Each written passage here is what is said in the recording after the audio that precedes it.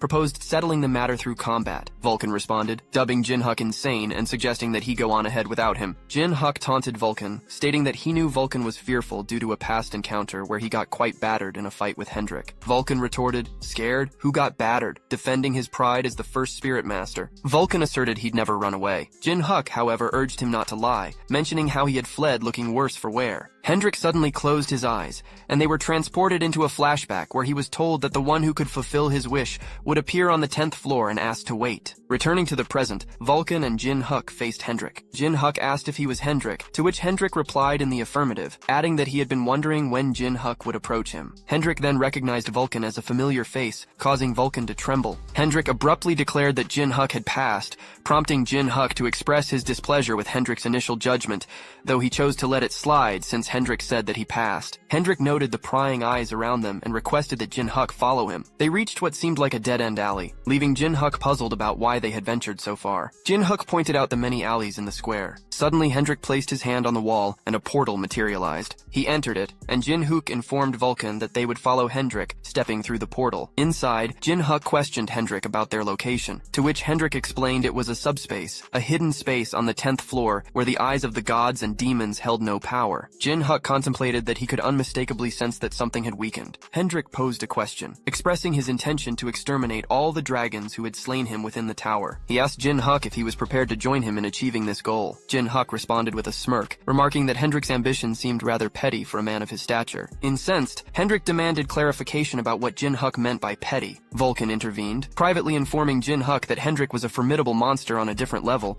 and questioned why he was provoking him. Jin Huk telepathically labeled Vulcan a loser, and assured him that he had a plan in mind. Addressing Hendrik, Jin Huk acknowledged that he might not fully understand Hendrik's situation, but he could grasp how Hendrik had become the way he was. Jin Huk expressed his certainty that Hendrik was aware that the culprits who had wronged them weren't limited to the 4 royalties. Jin Huk stated that he didn't care why Hendrik had become fixated on dragons, but declared it insufficient for him to form an alliance. He proclaimed his intention to exact vengeance on all those who had wronged him, irrespective of whether they were the 4 royalties or anyone else. In essence, Hendrik's goal was too little for Jin Huk to ally with him. Hendrik, in response, inquired if Jin Huk genuinely planned to confront the 4 royalties. Jin Huk asserts that they both embody a state of death yet alive, attributing those malevolent individuals as the culprits responsible for his demise. Abruptly, Hendrik begins to chuckle, eventually erupting into laughter, leaving Jin Huk and Vulcan to observe him in silence. Subsequently, Hendrik extends his apologies, affirming Jin Huk's correctness. A sudden transformation in Hendrik's demeanor transpires,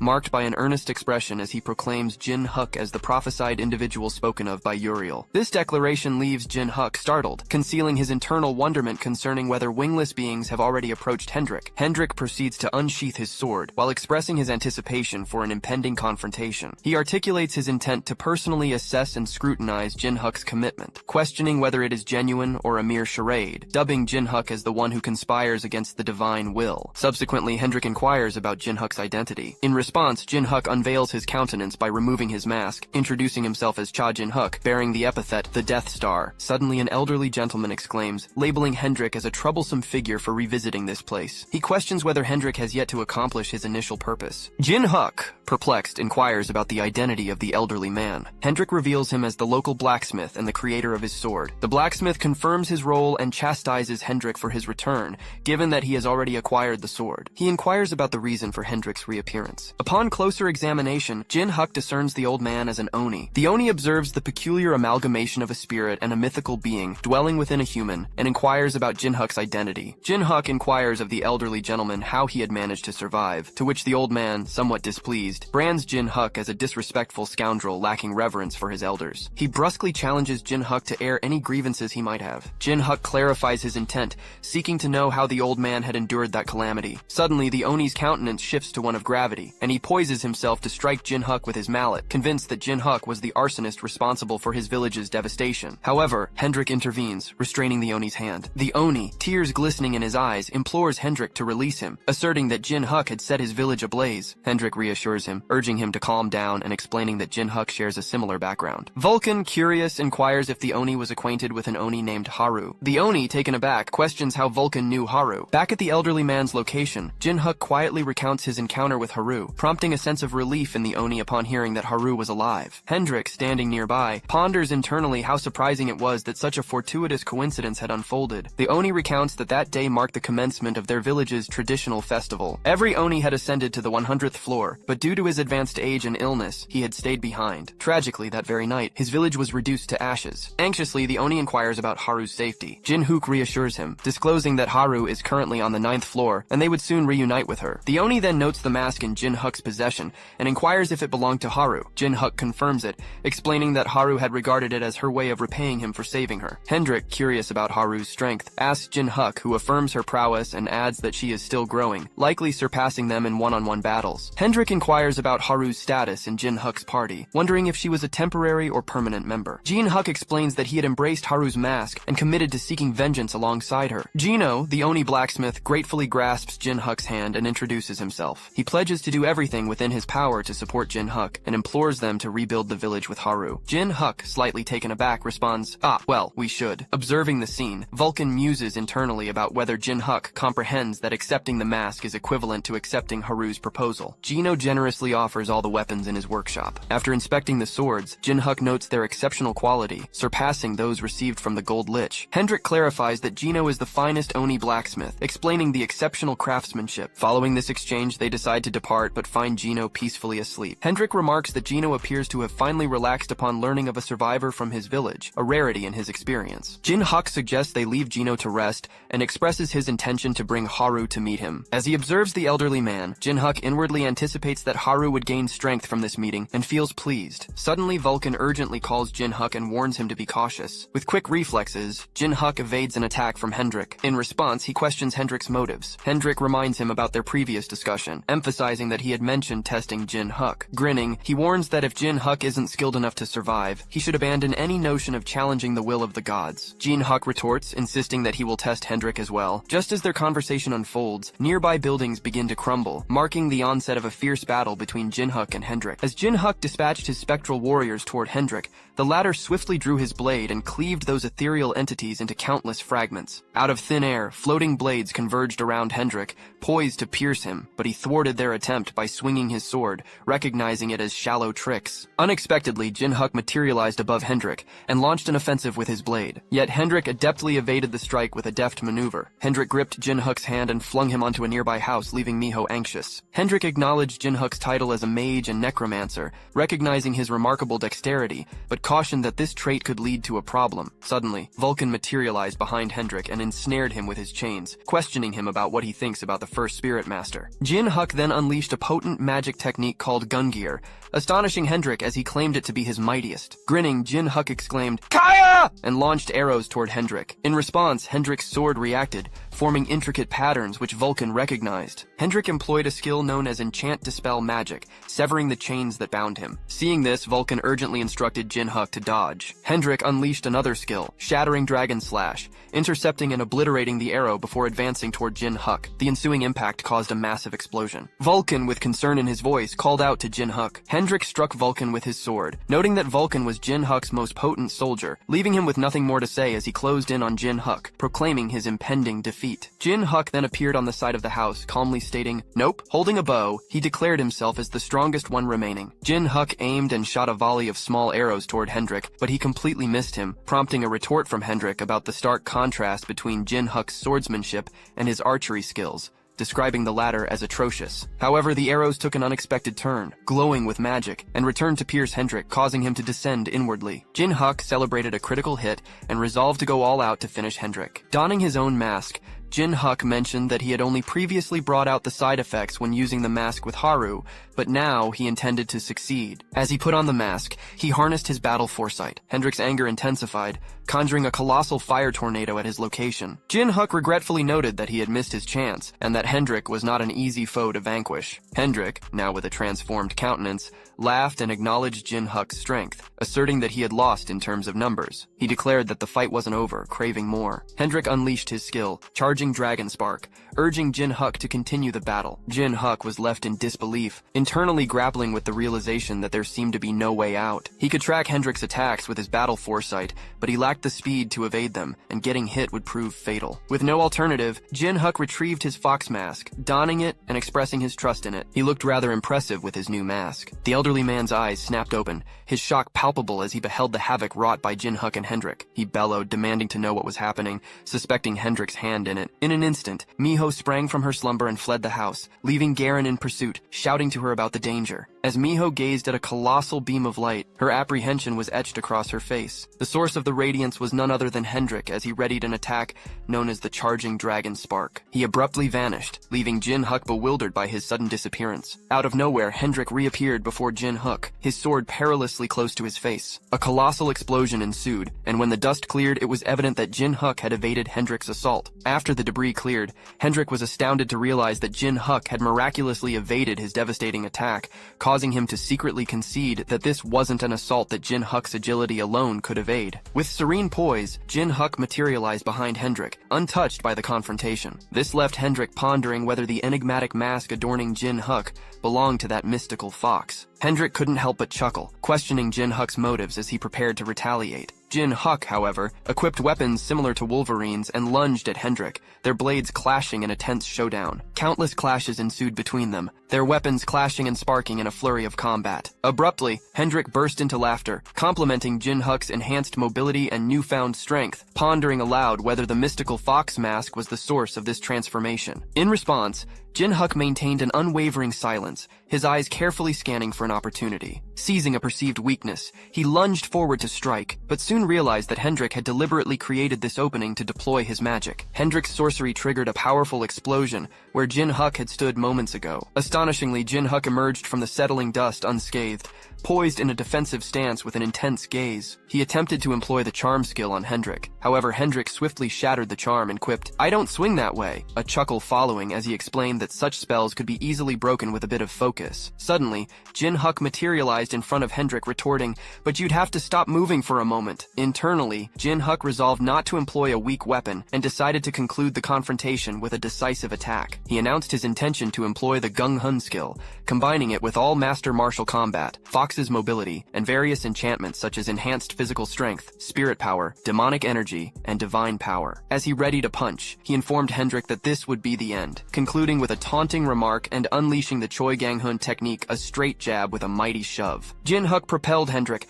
unleashing a cataclysmic explosion that laid waste to numerous buildings. Amid the debris, Vulcan struggled to regain his footing, questioning whether he had lost consciousness and pondering the outcome of the battle between between Jin Huk and Hendrik. His attention was abruptly drawn to Jin Huk, standing as if he had emerged victorious, blood trickling from Jin Huk's eyes and mouth as he began to stagger, prompting Vulcan to call out his name with deep concern. Internally, Jin Huk acknowledged that he had expended all his strength, rendering his body immobile. He regretted not finishing Hendrik with his last attack, especially since Hendrik remained standing before him, far from defeated. Hendrik, visibly battered and fatigued, informed Jin Huk that he had passed. However, Jin Huk's irritation flared, and he rebuked Hendrik, asserting that he had failed. He emphasized that deploying a final move should render one incapacitated, all while dubbing Hendrik a monster. Hendrik, seemingly perturbed, raised a contemplative finger to his chin, expressing annoyance while saying, "To think that Jin Huk would fail him while looking like that." Abruptly, Hendrik relented with a begrudging, "Fine," announcing his intent to determine Jin Huk's fate after unleashing his ultimate assault. He reasoned that he had taken a liking to Jin Huk,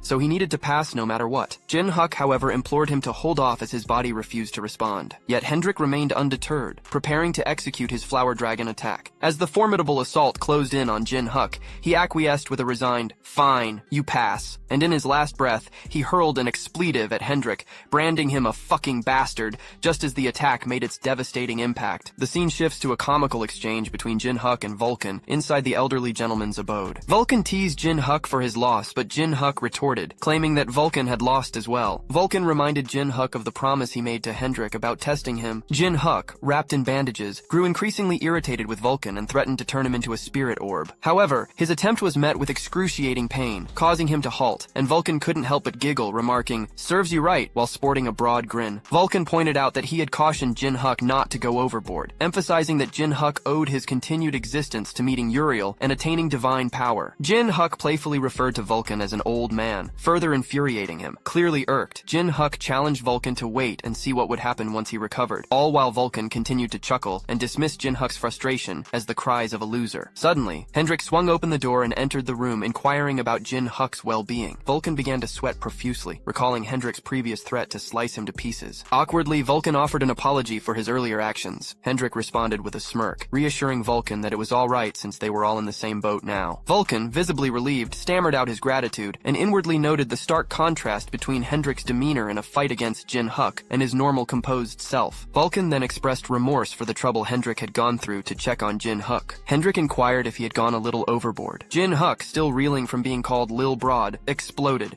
challenging both of them to face him in a fight, convinced he'd win next time. Inwardly, Hendrik acknowledged that Jin Huk would indeed be capable of defeating him one day. After taking a deep breath, Jin Huk calmed down and revealed the reason he had summoned Hendrik. He wanted to hear Hendrik's story, particularly about his past life and death. Hendrik began by recounting how his family and hometown had vanished mysteriously, courtesy of the dragons. His miraculous survival was attributed to his burning hatred for dragons. He proceeded to climb the tower just like other climbers, but he was fortunate to possess exceptional talent. Jin Huk noted the similarity between Hendrik's history and that of someone else he knew. Hendrik divulged that he had slain his first dragon on the 600th floor and subsequently embarked on a journey of revenge. Jin Huk remarked on the quick progress to the 600th floor, wondering if Hendrik then went on to confront the 4 royalties. Hendrik confirmed this, but mentioned that it also marked the commencement of a pursuit by a team dispatched by the 4 royalties. This pursuit became his daily routine, and as he grew stronger, the penalty lessened. He revealed that their branch on the 800th floor had essentially been wiped out. Inwardly, Jin Huk explained that the penalty system was designed to prevent high-level climbers from monopolizing the tower, imposing restrictions on their abilities on lower floors rather than the higher ones they'd reached. This was why he'd survived Gold Lich's attack.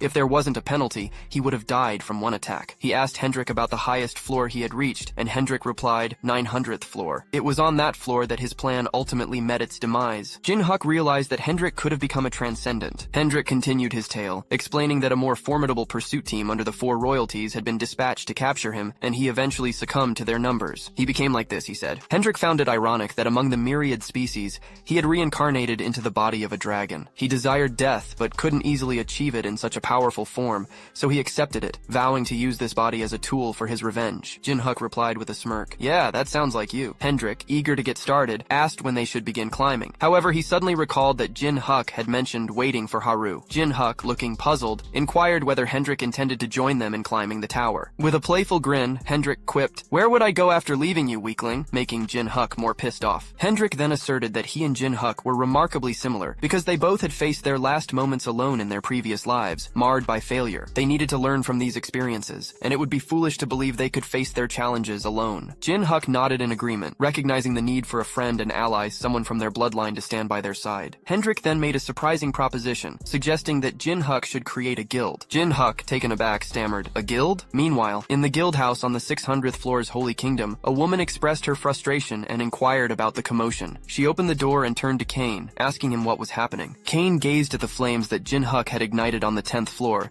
and casually diverted her attention, mentioning an intriguing report from the White Swallow branch on the 10th floor. He explained that the branch had been reduced to rubble by a single individual, leaving her in shock. Kane elaborated, noting that according to Beck Helio's report, it didn't appear to be the work of an ordinary organization or guild. Her surprise deepened, and she asserted, "Impossible." She pointed out that even on a lower-level floor like the 10th, the penalty placed restrictions on one's strength, making it seemingly impossible for someone to accomplish such a feat. Kane snapped his fingers in agreement, adding that even 9 stars like them found it impossible to conquer a guild house after receiving the 10th floor penalty. This indicated that the person responsible had already acquired immense power, much like them when they first entered the tower. The girl fell silent for a moment, and Kane suggested that it was still a possibility. She inquired about their course of action if such an individual truly existed. With a sly grin, Kane proposed employing the same method they had used 10 years ago, eliminating them all. Kane's plan involved hiring a skilled bounty hunter for the task. In another scene, a blonde girl was depicted defeating a massive snake, casually remarking that she'd completed another task for the day. Jin Huk was deep in thought,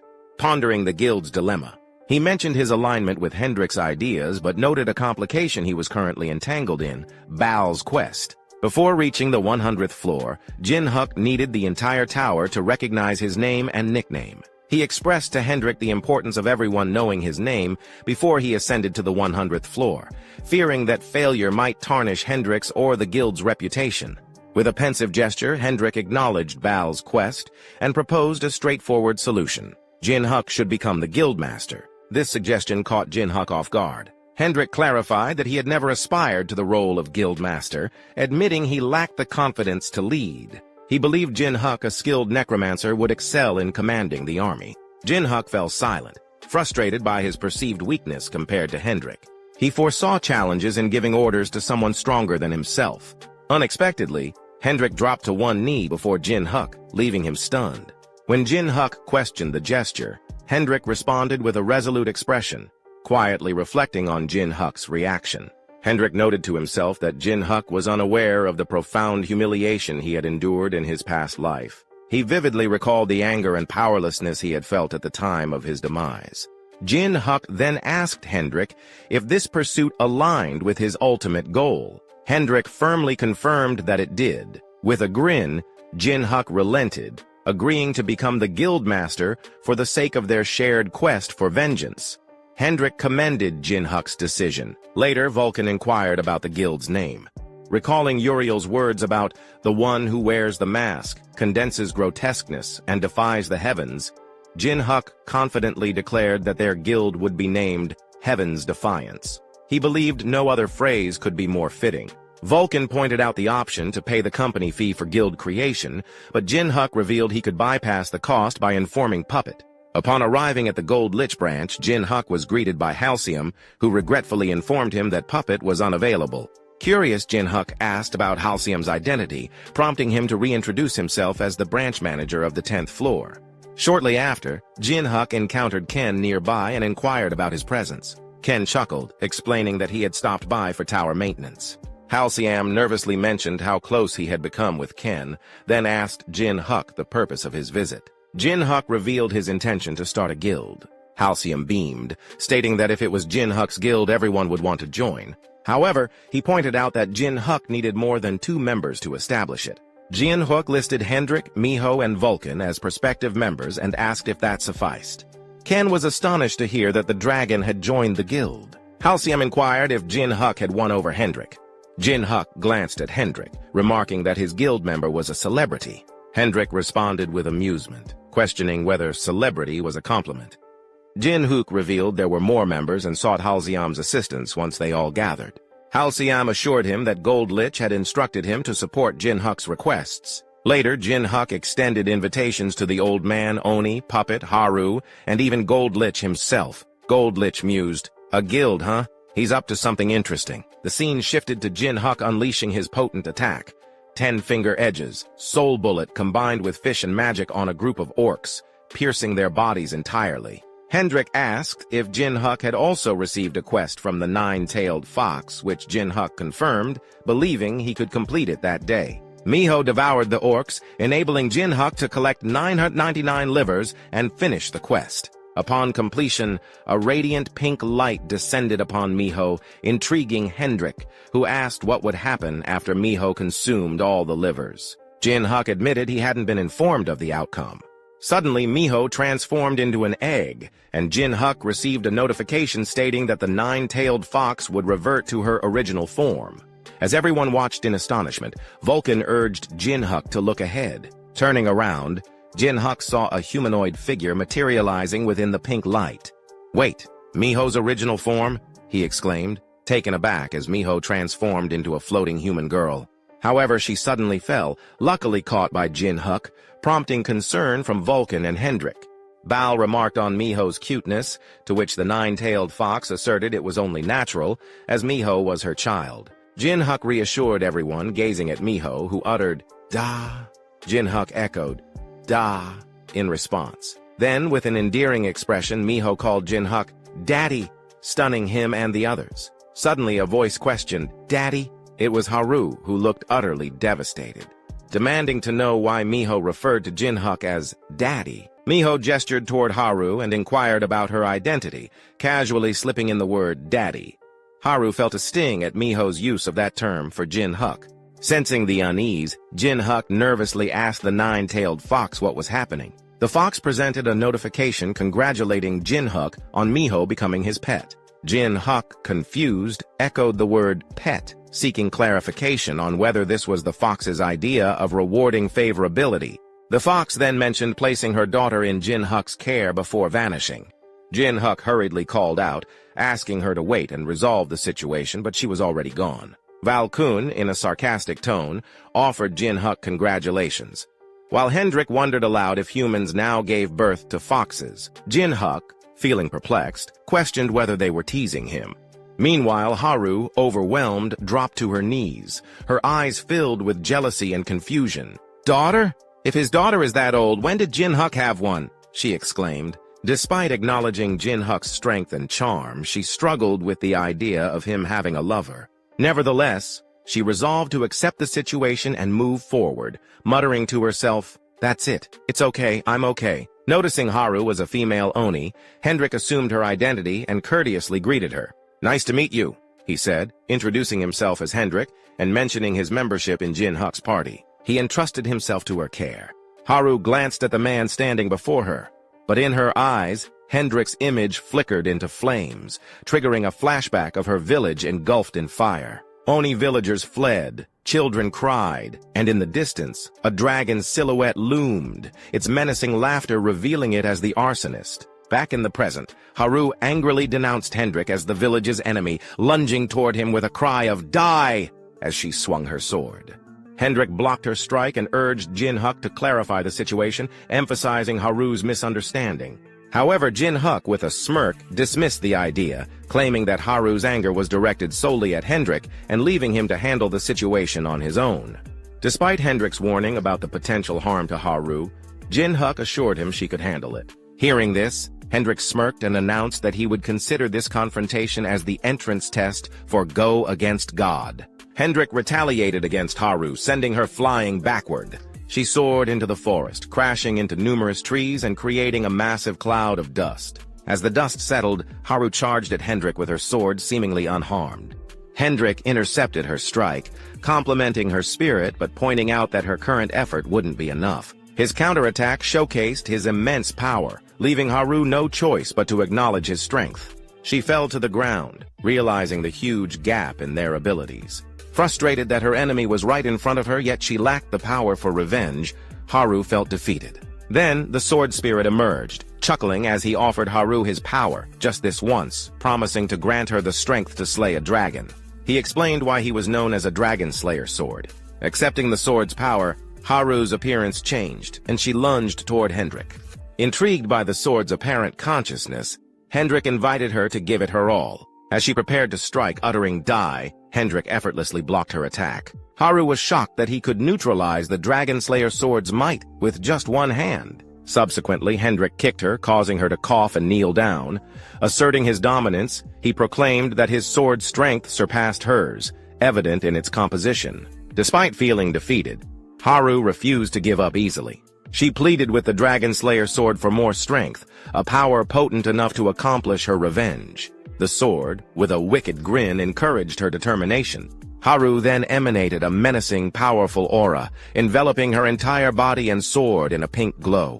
Hendrik, recognizing this power as sword silk, widened his eyes in astonishment. Vowing retribution for her burned village and the resentment of the deceased Onus, Haru attacked Hendrik with her newfound power.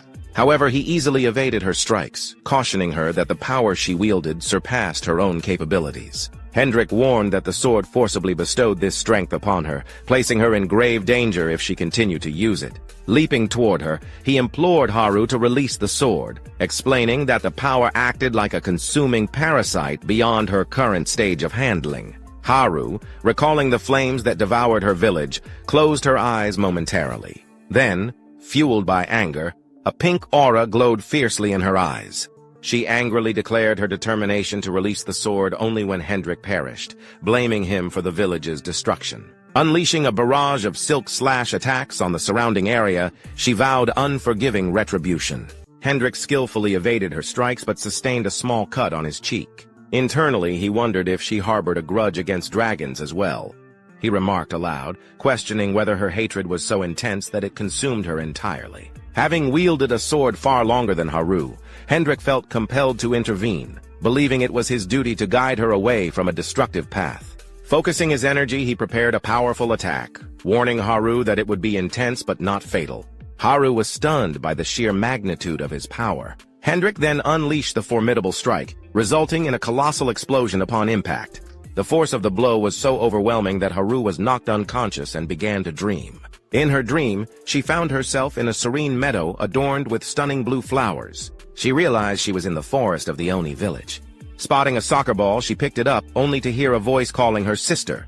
A young Oni girl approached, asking if Haru would hold on to the ball. Haru explained that the ball belonged to the village children and handed it to the girl, who thanked her gratefully.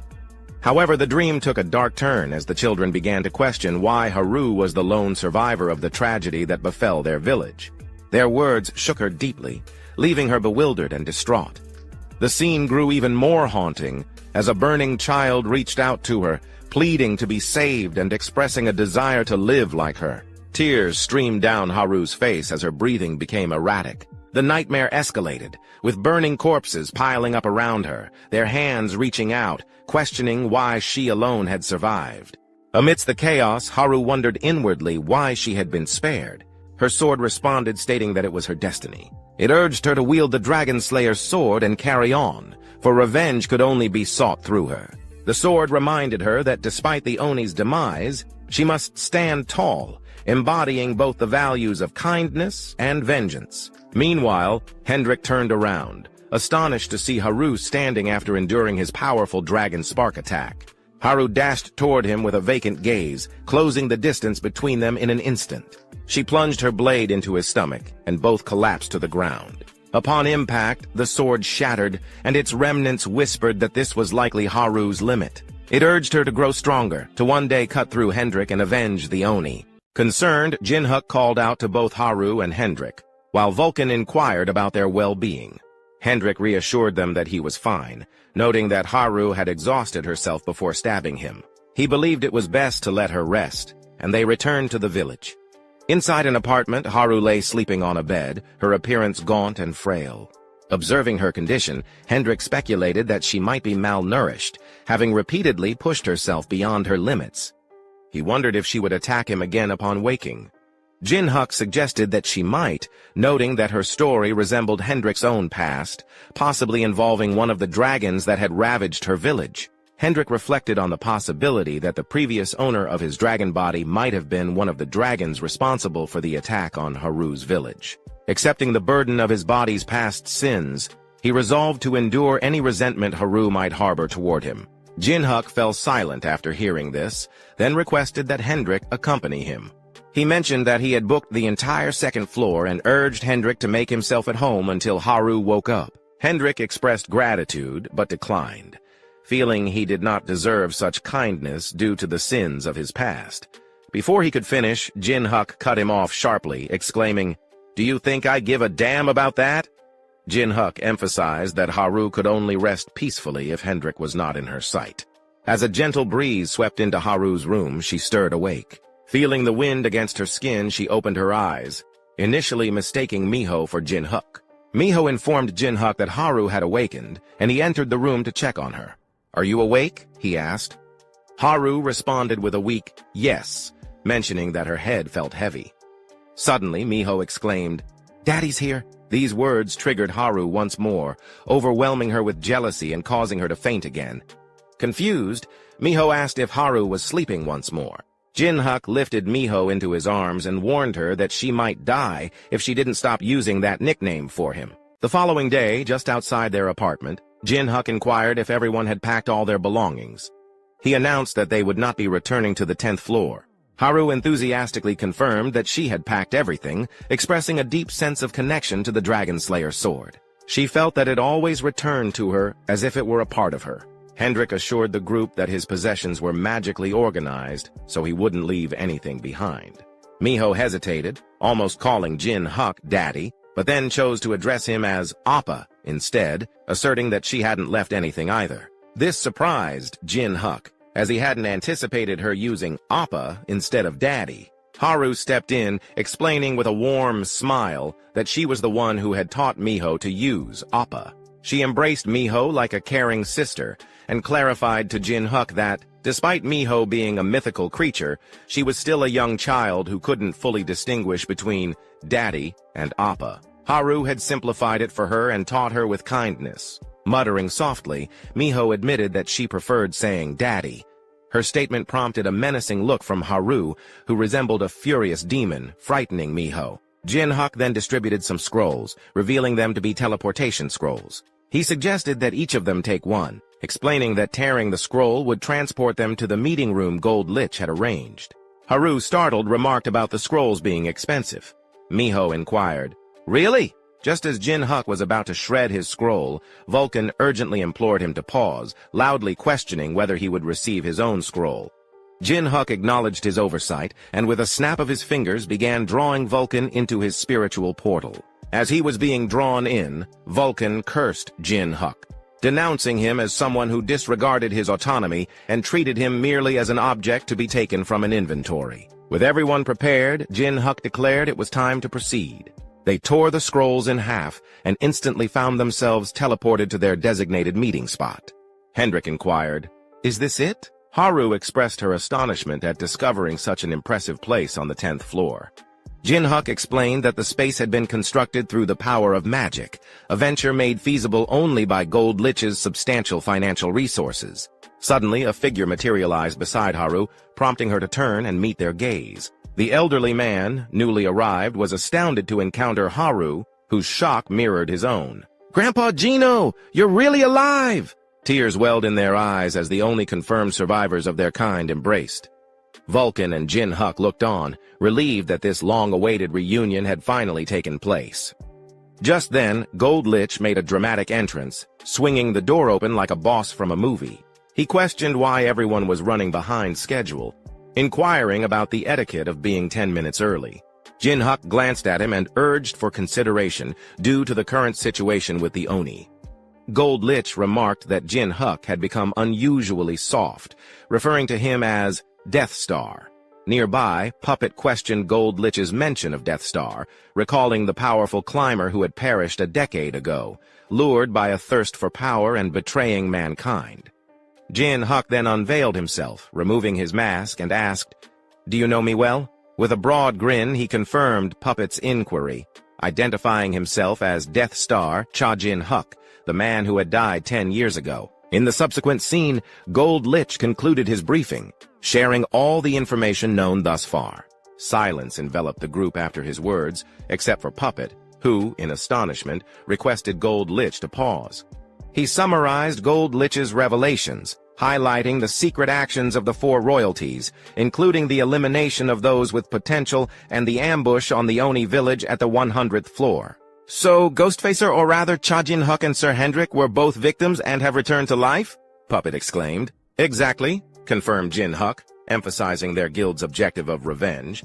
With a determined look, Jin Huk mentioned that their guild's name was Heaven's Defiance, signifying their intent to wreak havoc in heaven, the place where the 4 royalties resided. The elderly man and Puppet exchanged grins, acknowledging Jin Huk's perceived madness, but recognizing their potential to bring substantial change to the tower.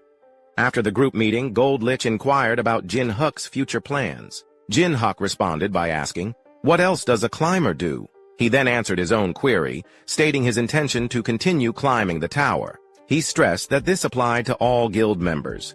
They needed to develop their abilities as much as possible, because fighting fire with fire was the only way. As Geno was leaving, Haru called his name, grasped his hand, and inquired if he would ascend the tower with them. Geno expressed his happiness at her invitation, but mentioned his intention to proceed separately, shocking Haru. "Wait, why?" she exclaimed. Geno explained that having seen her safe, he had found peace in his heart.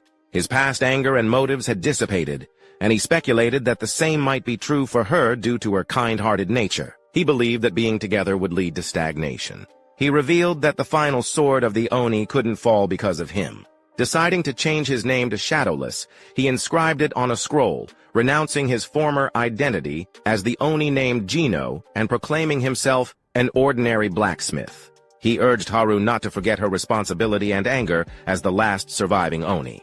Shortly after, Jin Huk arrived and respectfully informed the old man that he would give him a separate mission, though the details were not disclosed. In the next scene, Jin Huk instructed Gold Lich to establish their base on the 100th floor and investigate the Oni village. Gold Lich assured him it wouldn't be an issue and inquired about selecting a manager. Jin Huk revealed his choice, the best Oni blacksmith who had resided on the 10th floor for an extended period and possessed knowledge of its geography and characteristics. Gold Lich acknowledged the decision, then turned to Puppet, asking him to accompany the elder to the 100th floor. Puppet respectfully assured the old man of his escort with due reverence. With their destination set, Jin Huk declared it was time to depart. Striking cool poses, they exuded magnificence as Jin Huk rallied them, saying, "All right, Heaven's Defiance, let's go and live up to our name." In the safety zone of the 11th floor at the floor entrance, a portal materialized on the street. Stepping out of it, Jin Huk privately acknowledged that the 11th floor marked the true commencement of their journey. His thoughts turned to those responsible for his current state. The twins who had schemed against him, betrayed him, and caused his demise. Determined to seek vengeance, he vowed to tear them apart, regardless of how high up they were or their position within the tower. Unbeknownst to them, someone trailed behind a yellow-haired girl, previously seen in earlier chapters, silently observing their movements. On the 50th floor, the streets were bustling with activity. People were walking and talking, and amidst the conversations, a woman asked her friend if he had heard the rumor. The man, puzzled, inquired about it, to which she replied it was about Ghostface. Meanwhile, inside a beautiful building, Jin Huk found himself surrounded by a group ready to confront him. The rumor circulating about him was that he had already reached the 50th floor. The scene made it clear that Jin Huk was seen as an intruder, evidenced by the crowd's hostile intent. However, Jin Huk summoned a purple orb, awakening the dead soldiers of the Holy Kingdom as his undead shadow warriors. One by one, they rose, ready for battle. The soldiers wasted no time, immediately attacking Jin Huk's enemies, causing blood to spill everywhere. Suddenly, assassin-class climbers attempted to ambush Jin Huk from behind, unaware that, despite being a necromancer, Jin Huk was powerful, and his comrades were equally formidable. Miho and Haru quickly went on the offensive, countering the ambush and leaving the attackers bewildered by the sudden appearance of these allies before they perished in a massive explosion. From a different angle, the entire battlefield was visible, showcasing the sheer size and strength of Jin Huk's shadow army. An orange-haired man observed the chaos, his expression twisting in anger. Gritting his teeth, he questioned the situation. Why was this happening? After all, he was the branch manager. Preparing to join the fray, a green aura enveloped him as he declared his intention to fight back. Despite his appearance, he was the branch manager of a guild affiliated with the Holy Kingdom. He began casting a spell, summoning roots from the ground that combined with rocks to form a golem. As the golem fully formed and stood menacingly behind him, the man laughed confidently, commanding it to protect his proud nation. Vulcan was taken aback by the sight of the golem, and Haru noted that it was a 120th floor monster. The orange-haired man, brimming with confidence, grimaced as he declared that the tables had turned now that he had successfully summoned the golem. Just as he was about to command the golem to annihilate the fools disrupting the Holy Kingdom's coalition, his hopes, along with the golem, were shattered by Jin Huk's most powerful ally, Hendrik, the dragon hunter, who had now been reincarnated into the body of a dragon. The orange-haired boy was stunned. The golem, which he believed to be invincible, had been effortlessly destroyed. Worse, he was unaware that Jin Huk was right behind him, only realizing Jin Huk's presence when he felt a hand grip his neck, lifting him like a doll. Jin Huk revealed that the orange-haired boy belonged to the Shikari branch on the 50th floor. Gasping for breath, the man asked if Jin Huk intended to make the Holy Kingdom, the 9-star, his enemy. Jin Huk replied coldly, "No, why would I?" before crushing the man with a clenched fist, stating, "I already became their enemy 10 years ago. Whenever Ghostface broke my climbing record, the affiliated guild on that floor was reduced to ashes. Could it be, is Ghostface that strong?" Jin Huk then removed his mask and commented, "Our task here is done." Turning to his companions, he commanded, "Continue destroying them and their plans." The next day, as Jin Huk and his companions walked through the streets, people recognized him and his guild members, Heaven's Deviants. He had gained a reputation for attacking 9-star affiliated guilds. Jin Huk turned to Bal and asked for his opinion on the quest, noting that he didn't see the need to reach the 100th floor. Hendrik pointed out that Jin Huk was revealing too much information about himself, and Vulcan added that even though Jin Huk had erased all traces of magic up to the 40th floor, Haru questioned if he was doing it intentionally. Jin Huk responded affirmatively, explaining that he was tired of raiding their guilds and gathering information. Instead, he intended to draw them to him. He then opened his status window displaying name, Jin Huk, class, Spirit Master, subclass, All Master, physical type, mana, stats, strength, 78, +33, HP, 76, +33, agility, 77, +33, intelligence, 112, +33, mana, 136, 48, demonic energy, 0, shonen, divine power, 6. His traits included gluttony and all-rounder, and his skills were combined tolerance and enhanced endurance. With this knowledge, Jin Huk realized that even if ambushed, he would manage thanks to his demonic energy and divine power. Despite his current weaknesses, these powers would serve as significant assets, even if a climber from a higher floor attacked. However, he acknowledged his shortcomings in weaponry, prompting Hendrik to advise against being greedy. Hendrik reminded Jin Huk that he already possessed a weapon crafted by Shadowless, and obtaining a superior one would be difficult unless they reached a higher floor. Haru, worried about her grandfather, Shadowless, grew visibly sad. Miho noticed and pointed out to Hendrik that he had upset her, leaving him surprised. To cheer Haru up and to acquire a new weapon for himself, Jin Huk suggested visiting the black market on the 51st floor, known for its rare and hard-to-find items unavailable in regular auctions. He promised Haru something from the auction if she found anything she liked, which brightened her mood. Miho also expressed interest in getting something. Inwardly, Jin Huk reflected on Haru's happiness, regretting not buying her something sooner. Just then, a voice called out, "Oh, shopping? Great idea!" followed by a red, round object being thrown near them, emitting a blue light. Jin Huk instantly recognized it as a bomb, and a massive explosion erupted. Fortunately, Jin Huk avoided the blast, but suddenly a gun was aimed at him from point-blank range. He barely noticed it before the owner fired without hesitation. Reacting swiftly, Jin Huk dodged the shot, which was powerful enough to demolish buildings. He was stunned by the small gun's immense power, realizing that without his mask's protection, he would have died. The girl who shot him seemed slightly disappointed, though her expression remained indifferent despite Jin Huk's evasion. Suddenly, an enraged Hendrik attacked her from the side, intending to kill. However, she calmly said, "Visor." A system responded, "Yes, ma'am," and a blue barrier shielded her from his strike. Hendrik's eyes widened in shock as the woman equipped a robotic suit. After donning her suit, she activated a defensive technique called Rebound Shock on her shield. As Hendrik's attack struck, it rebounded with such force that it sent him staggering backward in pain. At that moment, Haru and Miho joined the conflict, both intent on punishing the woman for aiming a gun at Hendrik and Jin Huk. Haru swung his sword, and Miho extended her claws, launching their attacks simultaneously. However, the woman surprised them by taking flight, causing both Haru and Miho to miss their strikes.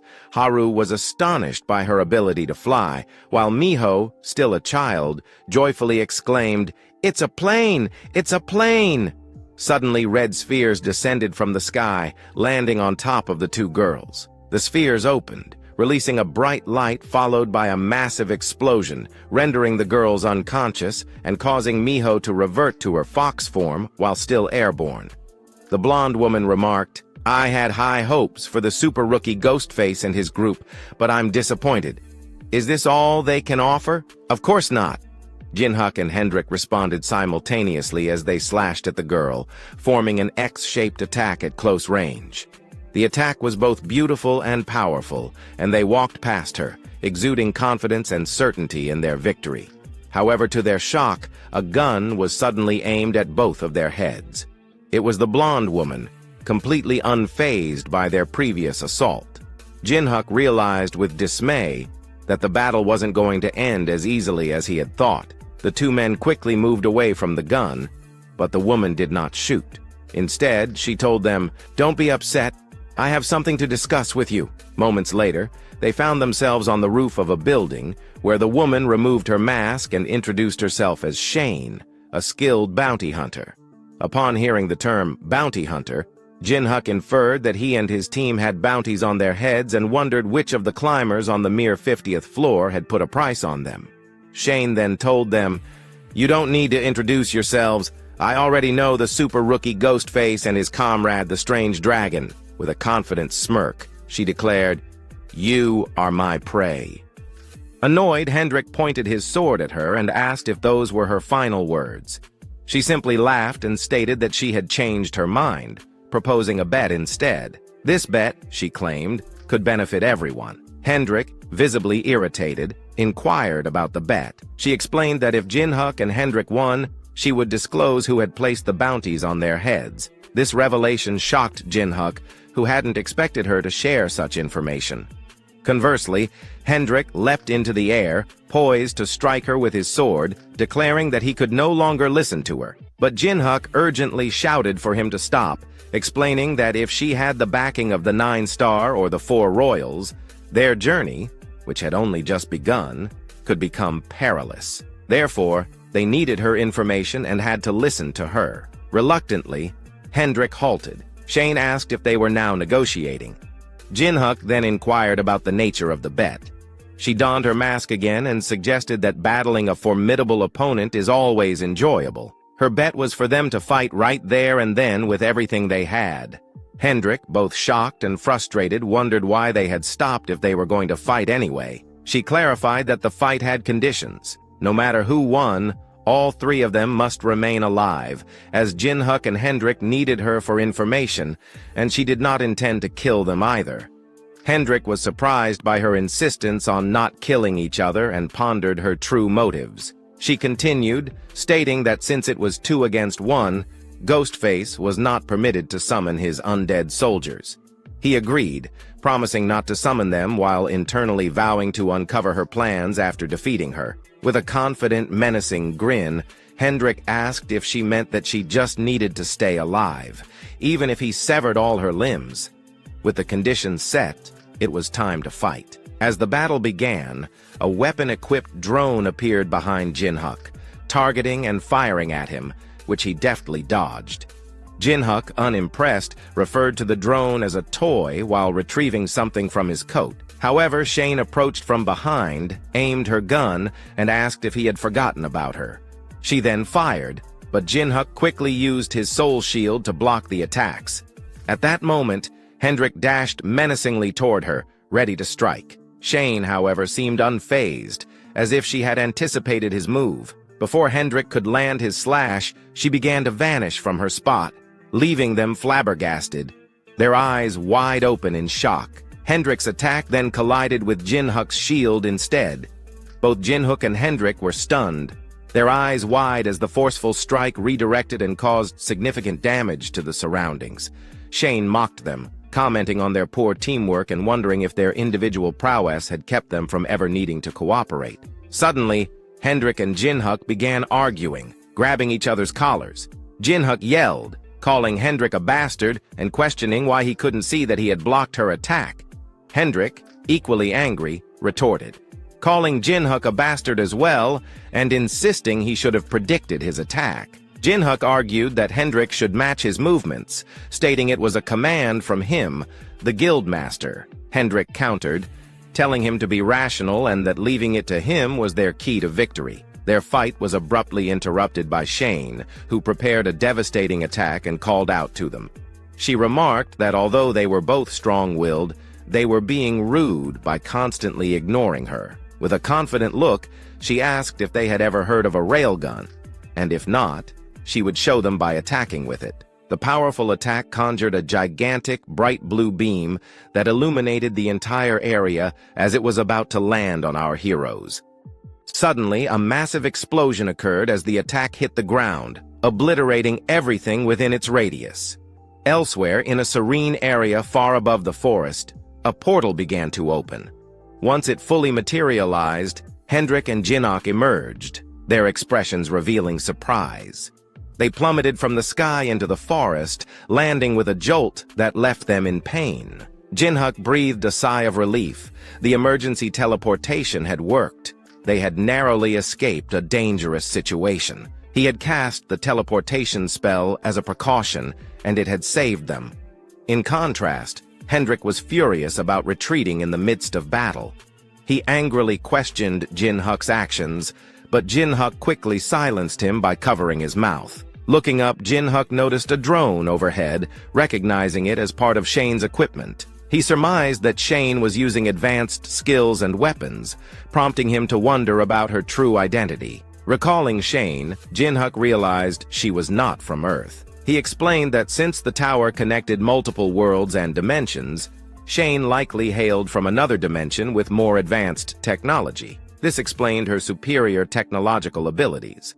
With this understanding, Jin Huk urged Hendrik to follow his lead if they wanted to win. Meanwhile, Shane was searching the area from above, confident they were nearby. Her search ended abruptly when Jin Huk appeared before her, also flying. She grinned, surprised at his sudden appearance, and mockingly asked if he had given up. Jin Huk replied that he had a long lifeline. He then used his binding skill, summoning numerous shadowy hands that surrounded Shane, trapping her within. Shane asked him what this was, thinking his skill would be significant, only to find it was a minor spell meant to stop her. She felt it hurt her pride, interpreting it as him looking down on her. However, Hendrik was right behind her, entering the shadows and slashing at where Shane stood. She noticed him in time to dodge his attack and then shot him point-blank in the head. Although it seemed Hendrik's head was obliterated, Shane was skeptical of this cliched outcome, suspecting something more. She was correct. Hendrik emerged unscathed, grinning and expressing his enjoyment. Shane realized that Ghostface had used a barrier on Hendrik, keeping him alive. Shocked, Shane became vulnerable, allowing Hendrik to retaliate and slash her, drawing blood for the first time in their battle. "Not bad," she said with a grin. Jin Huk, preparing an attack, inwardly noted that spirit masters possess more than just summoning spells. With his all-master trait, he intended to bestow all his buff skills on Hendrik, showcasing what true all-master support entailed. Clapping his hands together, he triggered a huge explosion, then instructed Hendrik to follow her, which he did. Meanwhile, Shane observed Hendrik's significantly increased speed and wondered if Ghostface had cast a spell on him. She stopped, turned around, and began firing at Hendrik, telling him to get lost.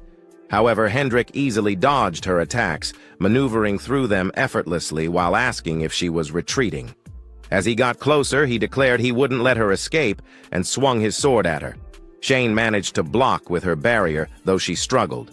She then noticed Hendrik's attack had intensified, with a golden dragon now visible. Hendrik's lightning dragon slash was potent enough to pierce her shield and wound her, causing her to bleed. Hendrik landed gracefully, thinking he had won the fight, but then stepped on a trap Shane had set earlier. She remarked that it was a gift for pushing her so far. The gift turned out to be a nuclear mine that detonated instantly upon impact. Jin Huk, concerned for his friend, hurried to rescue him but arrived too late. The explosion erupted with the force of a nuclear blast, reaching up to the clouds. Jin Huk cursed, questioning which world she came from to possess such apocalyptic weapons. Suddenly, he was shot in the chest, the bullet piercing through his body. It was checkmate for Shane, who laughed as she stood behind Jin Huk with her gun aimed at him. She declared that Hendrik could no longer fight, and that Jin Huk, now injured, was the last one standing. However, Jin Huk remained unfazed. "Do you truly believe it's over?" he asked. He mentioned that Hendrik had a long lifeline, too. As he spoke, a colossal dragon figure emerged from the fire, standing behind Jin Huk. It was Hendrik, transformed into his dragon state. Shane was stunned, realizing they had not been serious until now. Meanwhile, Hendrik, furious, demanded to know how she dared to force him into this repulsive form, his rage evident as he stood behind Jin Huk. He unleashed his dragon breath on her, obliterating the ground where she had stood. She narrowly escaped by taking to the air, remarking, "The town's strongest truly is on a different level," though, she noted, she wasn't at full strength. As she spoke, numerous weapons encircled Hendrik and Shane, firing at maximum power, resulting in a massive explosion. When the smoke cleared, Hendrik's silhouette remained untouched. Mockingly, he asked if she had brought those weapons to swat a fly, which terrified her. Then, he soared into the air with his enormous dragon body, reminding her of their promise not to kill each other and urging her not to make him break it. Flying at the same altitude as Shane, he prepared another dragon breath attack. She retorted, "Do you think I can't block it?" and activated her shield at full strength. Hendrik unleashed his dragon breath, causing another colossal explosion. Elsewhere, Jin Huk was trying to heal himself, lamenting that even with divine power, his recovery was slow. He suspected he had been hit by a special bullet. He also noted that since Hendrik transformed, his buffs and defense skills had vanished, as if Hendrik's presence was disrupting the mana in the area. Back to Hendrik and Shane. She was now perched on his head. Upon closer inspection, she had multiplied herself. Clones surrounded Hendrik, each armed. Surprised, Hendrik exclaimed, "I should be the only one controlling the mana in this area. How are you doing this?" She replied, "It's not magic. It's science. Holograms." She explained that even a dragon, master of mana, was powerless against it. She and her holograms aimed their guns at him and began firing, but Hendrik easily deflected the bullets. "Weapons are purely physical objects," she mused. Irritated and slightly angry, Hendrik informed her that no matter how many times she fired, it would be ineffective. As he spoke, he conjured a powerful roar that halted her actions. Suddenly, she summoned a massive sniper rifle, aiming to bring the dragon down. Curious, he asked, "Is that the real deal?" She confirmed, "It's the strongest and dirtiest weapon I have, one I prefer not to use." Hendrik agreed and summoned his most powerful dragon breath, unleashing his full strength. He hovered in the air, charging his ultimate attack, while Shane remained below with her fully powered weapon. As Hendrik's attack neared, she fired her bullet directly at it.